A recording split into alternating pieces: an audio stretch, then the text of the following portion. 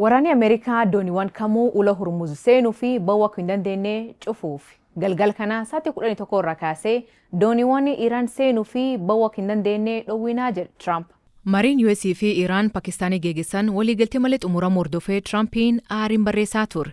Ula kan cufuu fi doorsisuu qofa don taane Iraan irratti haleela qilleensa banuu fi yaada qabu gabaafame. White House filmaatii hundii injiraa jetti.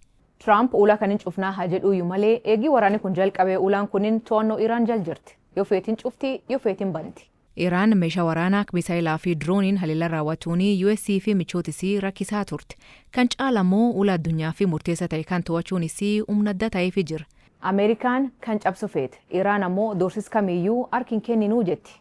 Humni waraana Ameerikaa buufata dooniisii uguruun seeraan alka jettu Iraan gocha saamicha galaanaa jechuun ibsiti.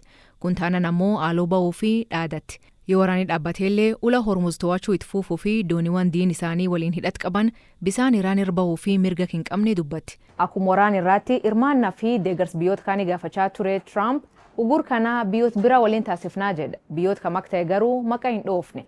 UK'n ugur galaanaa yookiin ugur ula Hormuz kan keessaa qoodin fudhannuu jetti.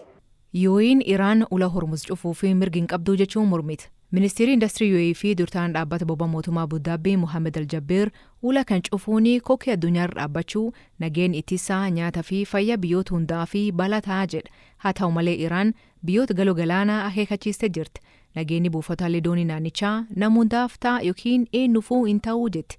Ameerikaan buufataalee doonii Iraan irratti xiyyeeffannaan dooniin galoo galaan Paarjiyaa fi galaana Ooman keessa jiran kamiyyuu naga hin ta'uu jetti.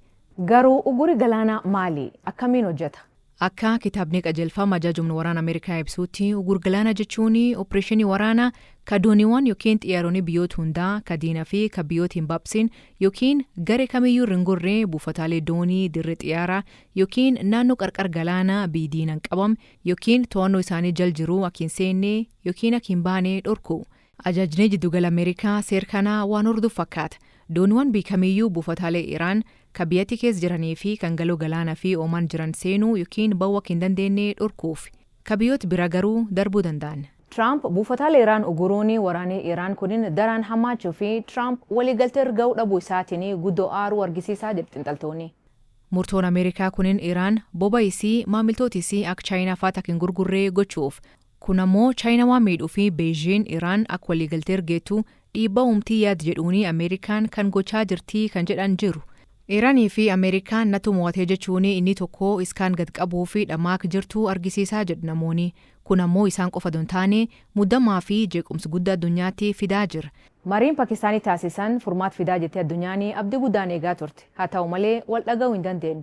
Trump fedhii guddaa Iraan nukleeraa qabaachuuf qabduun hafee jette. Iraan ammoo Ameerikaanii gaafii seeraan alaa fi fedhii daangaa dabra dhiyeessitee jechuun sababa waliigaltee erga dhabaniin dhiyeessiti. Kanama ajaa'ib garuu yeroo itaanan pireezidantii US JD Vance fi jilii isaa hooggantoota Iraan waliinii Pakistaanitti mari'achaa turan Donald Trump Mayaamitti wallaansoo UFC daawwachaa ture.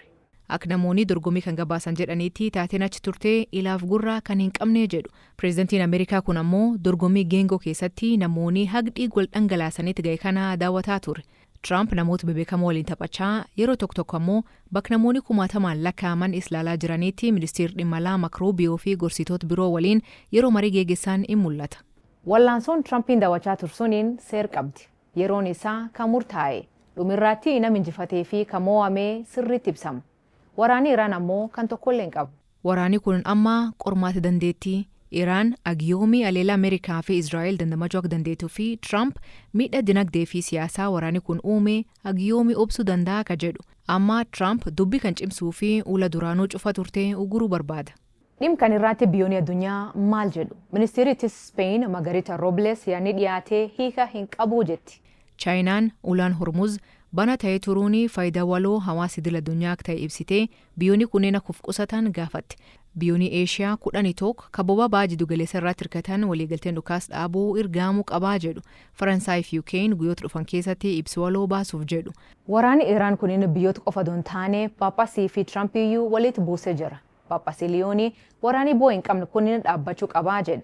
Kaanin ammoo maqaa kiristaanummaanii waraanni gaggeeffamu balaaleffate. Trump gama isaatiin Paappasiliyoonni nama hamaa yakkaa fi imaamata alaarraa uma hin beekne jedhe. Phaaphaasichi amma Trump waliin dubbii walirra deebisuu fi fedhii hin qabu jedha. Amma maaltu ta'uuf deema? Deebiin iftaa'ee hin jiru.